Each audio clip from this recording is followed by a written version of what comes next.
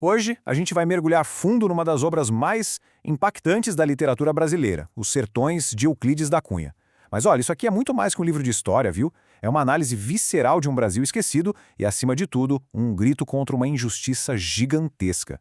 E para começar, nada melhor do que as próprias palavras do autor logo na nota preliminar do livro. Ele não alivia.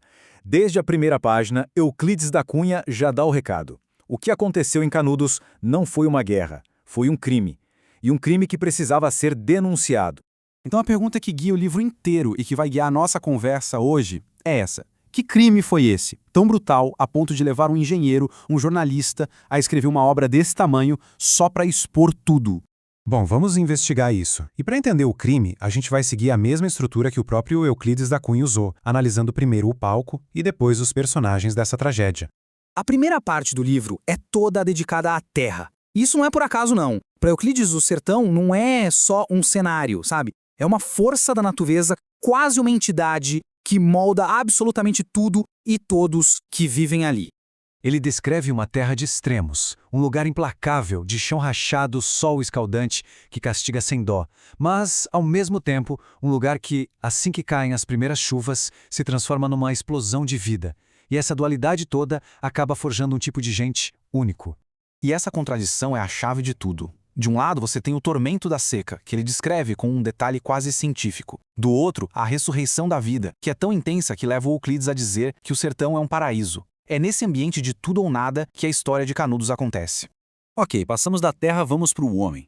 Se o sertão é a bigorna, o sertanejo é o aço que é forjado nela. Euclides da Cunha olha para esse povo que era tão desprezado pela elite do litoral como uma mistura de análise científica e uma admiração quase poética. Essa definição é muito forte. A rocha viva da nossa raça. Ele não vê o sertanejo como alguém atrasado, inferior, nada disso. Ele os vê como a base, a fundação rochosa do povo brasileiro. Uma gente resiliente, forte, moldada por séculos de luta contra a natureza e o abandono do Estado.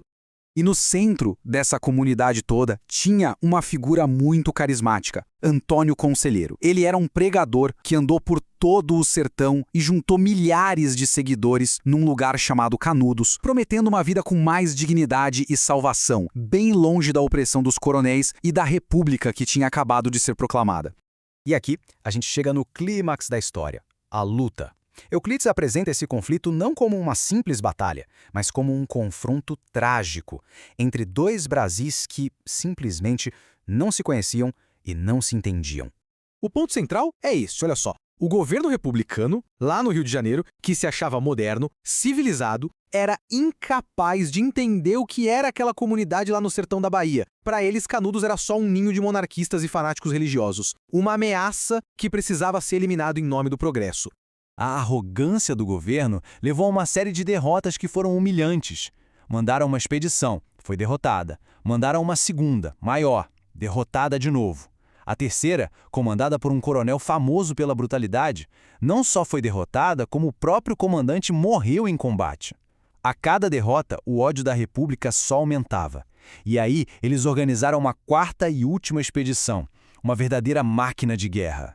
É difícil até de imaginar a dimensão do que aconteceu. Foram cerca de 10 mil soldados, com o armamento mais moderno da época, mobilizados para destruir uma comunidade de 30 mil pessoas. Essa desproporção toda já mostra a escala do crime que o Euclides denunciou.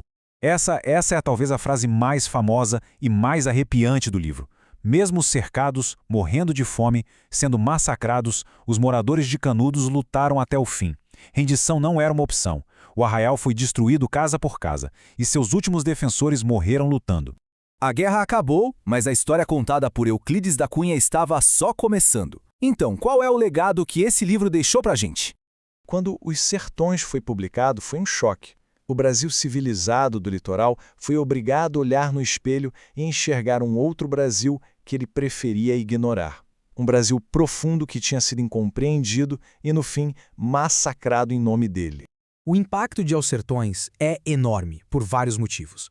É um livro que consegue juntar rigor científico com uma sensibilidade artística incrível. É uma denúncia poderosa. E também foi uma espécie de meia-culpa, um pedido de desculpas da intelectualidade da época, da qual o próprio Euclides fazia parte. Acima de tudo, se tornou um livro essencial para qualquer pessoa que queira entender as complexidades do Brasil.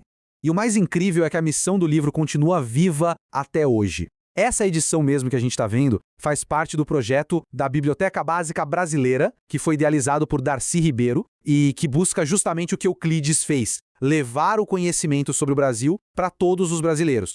Para terminar, fica aqui uma reflexão. A tragédia de Canudos aconteceu porque um Brasil não conhecia o outro. Mais de um século depois, a pergunta que Euclides da Cunha deixou no ar ainda ecoa, não é mesmo? Quantos Brasis ainda existem dentro do Brasil que a gente continua a ignorar?